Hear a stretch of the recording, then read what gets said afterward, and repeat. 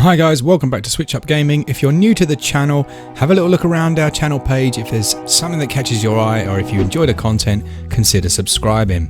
Thanks to the developer for the review copy. When I was a kid playing Game Boy games and drawing comic books about Sonic the Hedgehog, the thought of making my own game was always on my mind. The developers of Candle were the same, the only difference, they actually made it a reality. In their early 20s, they took their idea and passion for beautiful art and began turning those skills into the game Candle. For any adventure game fan, we all remember games such as Space Quest fondly.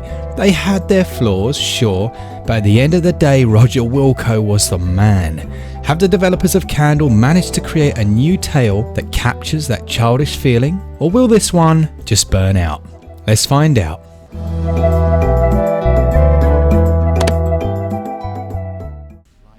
Now, the gods had created a beautiful world filled with intelligence and life, and in parallel to our own, as technological innovations brought them closer to their creators, so their power began to corrupt the world they were in.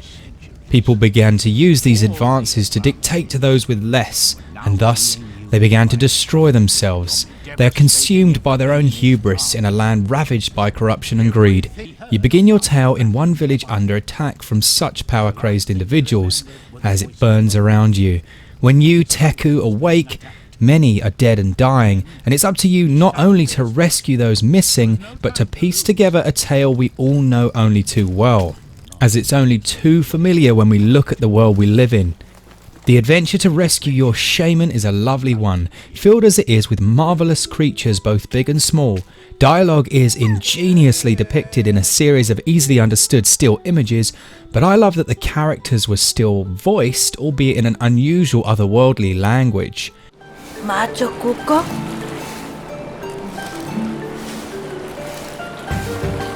Oh, Cobita. The otherness the game conveys is its greatest strength in terms of story.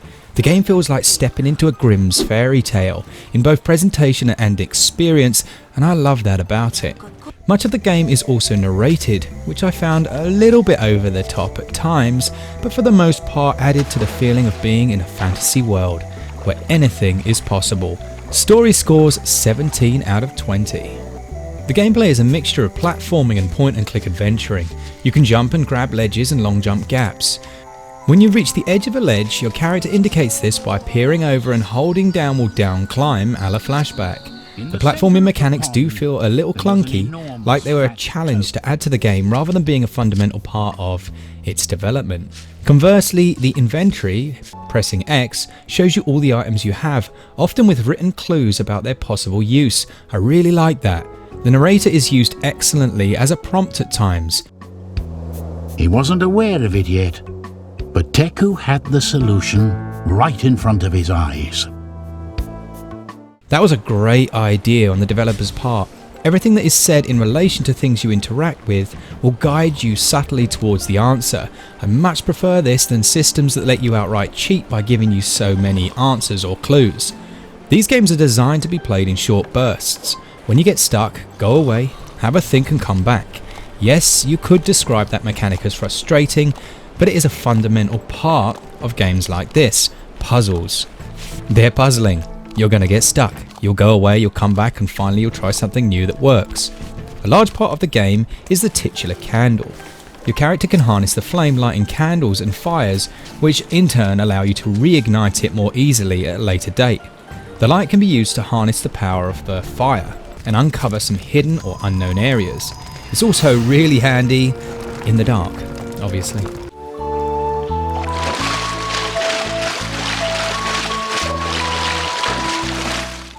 Just be careful as the candle will extinguish easily. Some creatures fear it and its presence will alert other enemies. You must put it out at times to sneak past a sleeping foe. Enemies can be pushed off ledges and dispatched in a variety of ways. My main gripe with them is just how fast they are. If they see you, it's basically game over and you'll die countless times trying to figure out the exact method to remove them. While this is fine in itself, I would have liked you to be able to more easily evade them and try again. This brings me on to my last frustration with gameplay, and that's the death mechanic.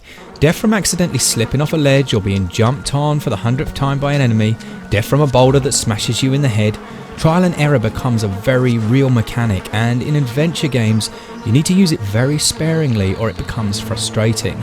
More so when the platforming and evasion mechanics aren't the best. This is definitely something you're going to want to think about. Having said all that, the overall gameplay loop of discovery, puzzle solving, frustration, rage and then progression was for me a delight. I just had a grin on my face. I would give gameplay 16 out of 20. Now this isn't a boast, in fact it's probably the opposite of a boast. I've done 2 art degrees and spent thousands of hours drawing, illustrating and generally just colouring in. Here's a little doodle I did of my daughter when she was born. Now, art in games is so often devoid of feeling. Not the case with Candle. I can literally see the brush strokes. I can see the time and effort these two have put into the game. These post scans have taken them a long time, each one lovingly crafted in a manner akin to an old piece of plate art from a novel. They look fantastic to my eye, with parallax scrolling in the background and a loving attention to detail. The colours are vibrant and evocative, while the characters you meet will often be in stark contrast to the surroundings they inhabit. I particularly love the giant toad, who when approached downed you like a cheap shot.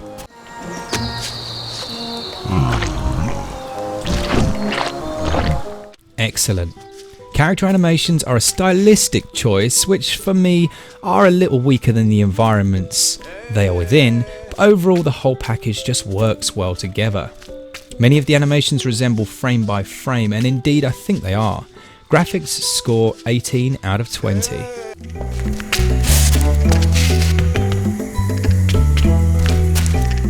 Be an effigy of a powerful toad. It must represent somebody important.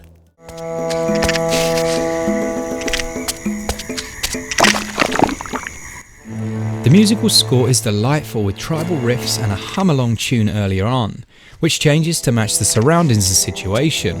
All is not perfect in this area. I found repetition became an issue for me, with the looping point in some songs very evident. I am a little OCD about this type of thing. It was more a distraction than an annoyance, but something to consider. Sound effects were just okay. Some were quite strange actually, and I wondered what on earth they'd used to create them. Water sloshing, for example, sounded just plain weird.